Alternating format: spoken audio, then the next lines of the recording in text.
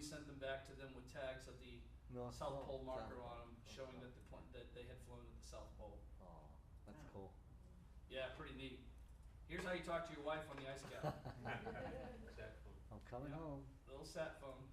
Oh. You saw those guys already. I got into a staring contest with them and I lost. Yeah, right. That's it. The world revolves around us. This is my brother-in-law. There you go. That's the point of where the world spins. Wow. And that entire ice sheet's 2.5 miles thick. And it moves 33 feet every year. Wow. So they have to replace that marker. But once they do and it's accurate, when you walk around it, what happened?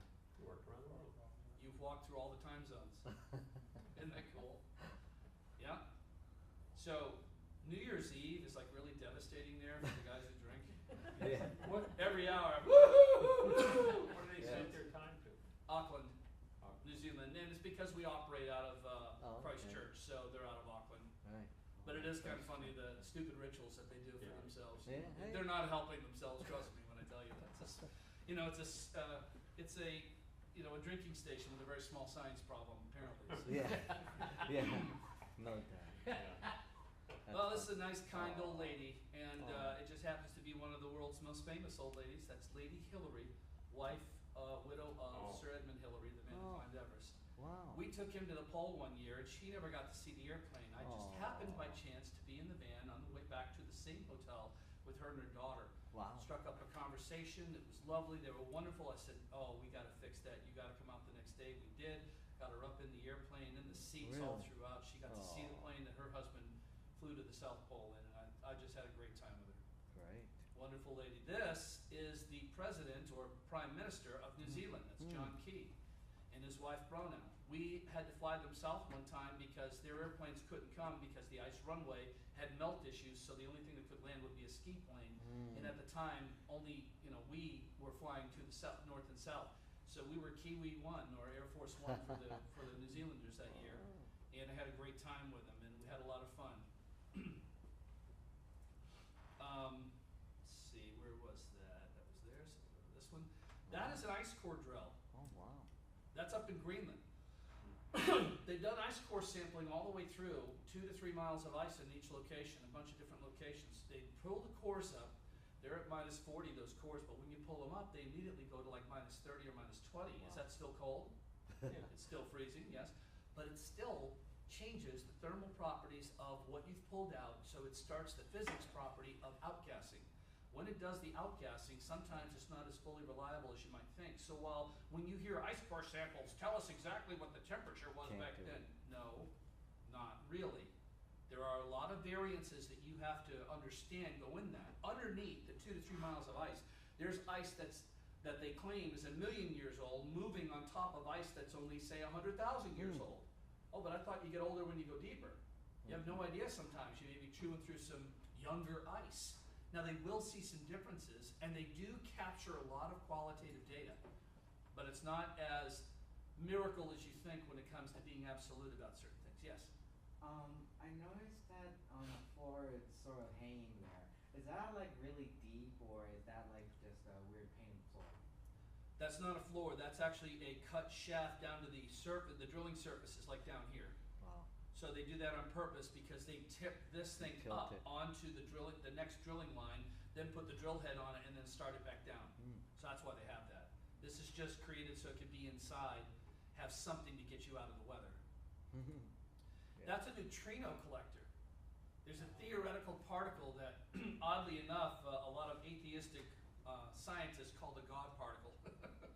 So the reason they call it that is because theoretically right now you're being bombarded with these things and they go right through you. They're so small and they cause no damage. If the two of them hit, they actually can cause damage if they hit inside you. It's a theory. It's only a theory. But they bury these neutrino collectors between 1,500 and 2,500 and 5,000 feet deep in the ice in a 1 mile radius at the South Pole, and they said that they collected 28 neutrino detections. So pretty interesting stuff. Science of all kinds down there, yeah. What happens if they do quit there? So like what type of damage, or? You die. Seriously. They claim that like the theory is hitting inside of you could literally cause heart attacks and things like that. You're not going to see like a shredding like you've been shot by a bullet. It's not like that. It's weird. But that's why they call it the God particle. So it's kind of interesting. Yes, How far are you from the Russian bases? We are about 700 miles from Vostok, where the Russians are. I've gone there a dozen times. I went there one time, and I went there with Martha Wadsworth, and they're like, "Oh, she's here, so good. Yeah, bring her down." No, she's gonna stay up in the cockpit. They haven't seen a woman in about I brought them a gallon of milk. I thought they were gonna cry. Yeah. It's like, "Oh, friend," and he gives me his patch. And, don't kiss me, get away. Good guys, but they're doing science too. Believe it or not, you'll find China, us, France, UK, Germany, all these other nations, they're all down there and they're all working together with science. Sure. And they're sharing the information and doing a good job. So right now you hear about crap that we're going on with the Russians right now. Believe it or not, we bring them food, they'll bring us info, we do all kinds of stuff back and forth. It's actually a great place. You already saw that video. That's McMurdo. This is what it looks like. That's my dormitory, and so is that one. I spent many years here. There's my church, the only chapel on the whole continent. There's base operations. This is where we ate. This is where we did our haircuts. This is where we did most of our socializing. And everything else that you see, including this deep water port, and all of this, is to support science. Once a year, a tanker would come here, lines get laid down, these pipes that go underground all the way up to here, to put fuel. And then another boat comes in and offloads all the cargo and takes out every ounce of waste that's there. There used to be a nuclear facility right here. They took it away because it's against their religion. And then they decided instead to go with 24/7, 365 smokestacks. That's funny. Anyway, they need to go with an Arriva or a Westinghouse and just put it down there again and tell the world to shut up. It's safer and better. Yeah. Over here are the New Zealanders. That's Scott Base right there. Oh. That's where I took the Prime Minister to. We landed out here at Williams Field, and I don't know if we can see Williams Field or not. Well, we can see the road out to it. Let's see. There it is. Yep, there is Williams Field. And there's 5 aircraft there right now. There's the skiway. There's the cross skiway. It's a heck of a picture. It's one of my best pictures of all of McMurdo. That's the new South Pole Station that replaced the dome. That's not a cartoon. It almost looks that way, but it's because of the lighting. That's that's a real photo. And it's a 2-story building that's jacked up 20 feet off the ground. It's 27.5 to 28 million pounds of cargo, and every ounce of it came in the back of my airplane. Wow. One year I delivered 1 million pounds all by myself, as far as, when I say myself, me and my crew, but I mean that year I One personally was on the plane with 1 million pounds. Heck of a year. That looks smaller than it probably is, isn't it? Oh, it definitely is Yeah. huge. Absolutely. It's huge. That's a big dining hall. These are all conference and science centers. They have a botanical garden in there. They raise food during the winter over and whatnot. Someone told me they also grow something else. Probably do. Is that Hippie scientists? Come on. is that area? It is New Zealand then? No one owns Antarctica. Okay. By treaty, nobody owns it. That's why we actually put the station at the South Pole, basically going, nobody owns it. All right. So when you said that's New Zealand, that's their Compound. base. That's on the edge of Antarctica. This is in the dead center. Oh, okay. Yeah, this is South Pole Station, the dead center. South, okay. The base that you're talking about is Using- actually on the Ross Island. And the reason they went ahead and put a full base there is they piggybacked off of us because they do all their logistics with us, saving them enormous sums of money. Yeah. Yes. Also, doesn't Antarctica have you said a treaty, yeah, but I heard that the treaty sort of says that they can't get any resources or No one can take anything out of there. It's all science. All science, only no weapons, nothing. We don't even have guns with us when we're down there, period. I've carried guns everywhere in the world, but Not we will fair. not carry them to New Zealand or down there. That's fair. This is a ski combat offload. We will sometimes have contrails right on the ground. When the weather and temperature is such that you're conning right on the ground, you can't see behind the airplane. Very dangerous to try and offload fuel out of our wings like we do at the South Pole, or to get to put on cargo. But we practice ski combat offload to give them the ability to go ahead and get rid of cargo. So this is how we do it. He releases the locks, I apply a little power, and it comes right out of the back of the plane and sets on the ground. There you go. And then I stop, and I steal a snowmobile, and I go back and get my camera. But that's a ski combat offload. Cool. That's my family, and this is me at my last moment at the pole. This year, 2017, it's my life's work. It's been my life's work So far. I took one more look at everything there. That's my airplane. Look at the contrail right behind it. Wow. This is the station in all of its cargo area. And there's the new station.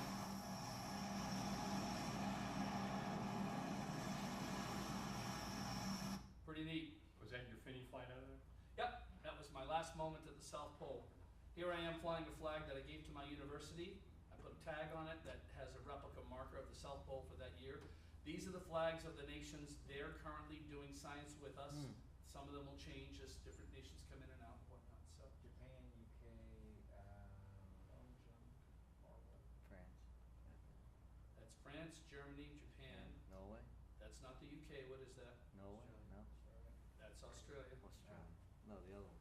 Actually, no, that's not Australia. That's New Zealand. What's the next one? Norway or not? Is that Norway? Norway. Norway. Who was the first person to the South Pole? I think it was someone from Norway or. Roald Amundsen, yeah. Very good. Good So a name. man named Robert Falcon Scott went there. He thought he was number one, and he rolled in, and look, there's a flag from Norway.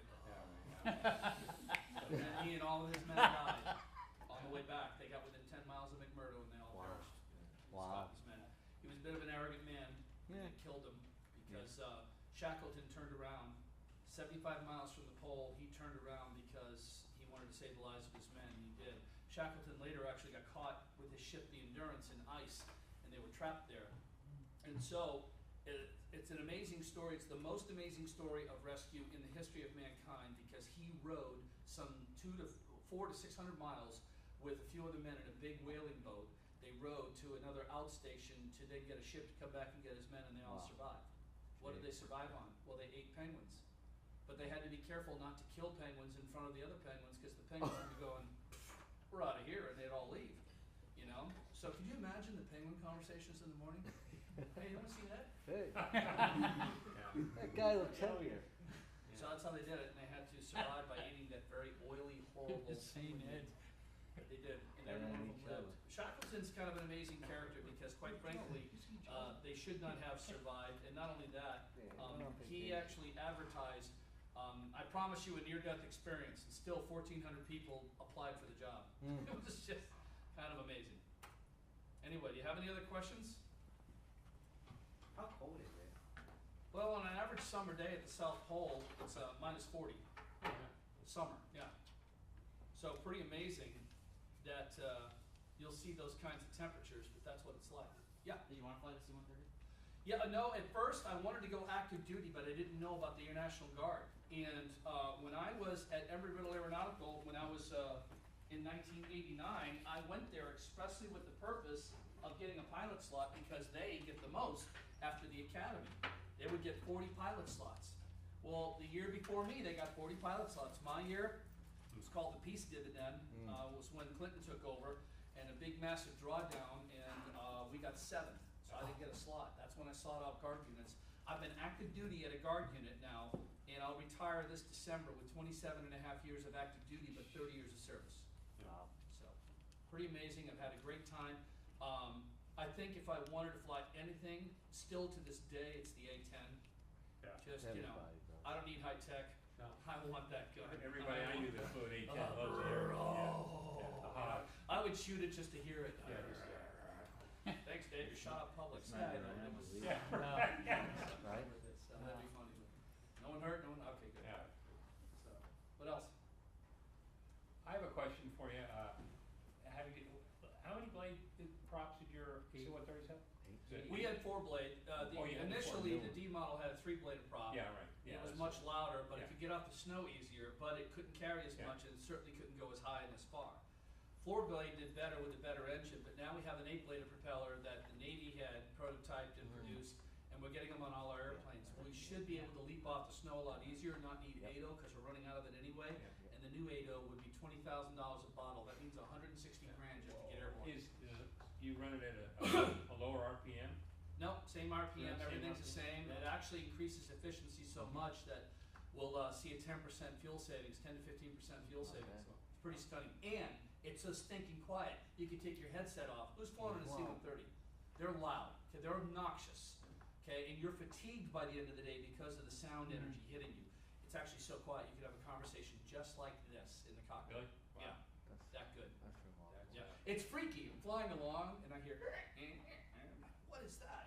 It was my oxygen mask swinging. I just never heard it before. I'm like, I don't like this. You know, we were hearing the engineer's like out of his mind because everything with them is a vibration Yeah. or a noise. Right, You know? yeah. Now they're like, you know, sensory overload. Oh my gosh, you know.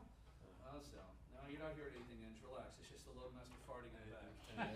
Automatic sync on the props to keep them from going around. Don't need it anymore as we have a electronic synchrophaser that takes care of it all now. It's a much better system.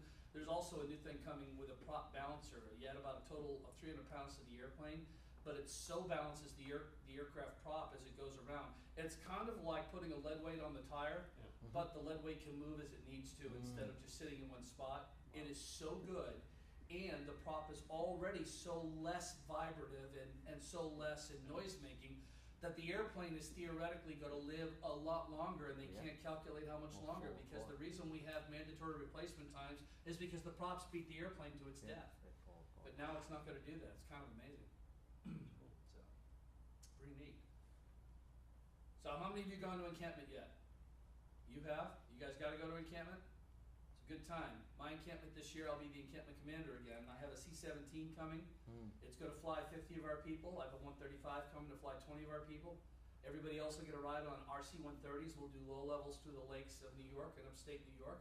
And I have 2 UH-60s coming, and one of them is going to fly like 16 to 20 of our people. Where So it's gonna be upstate a New York, time.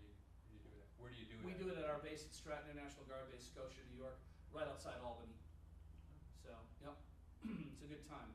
So actually, Dad will be up there with me again this year on the Oh. chaplaincy side. He's worked on that a couple of times, and we have a good time. You flew on the C-17, didn't you, Dad? Doing all those things. Yep, a lot of fun to do. I wanna fly one. Yeah, that's a lot of fun. Yeah. And, you know, it's just, it just took me and a couple of other people Plane just actually won. showing a bunch of folks, Yeah, I because know. out of ignorance, a lot of things atrophy, and then out of ignorance further, people Whether think, what? oh, we can't fly cadets. Yes, you can. You Oh. can fly Diamond Scouts and the Ranger kids and the Sea Cadets. You can fly them all. So kind of cool. And when you get parents involved, when they feel it, when they realize that they could be a senior member and they can fly with their son or daughter, you know, it's huge. So a pretty big deal. Any other questions? I've taken up a lot of your time tonight. Thank you for letting me do so. We appreciate it. Yeah, you're very welcome. We'll take some pictures. Ask him if he could line up with the kids when he gets settled.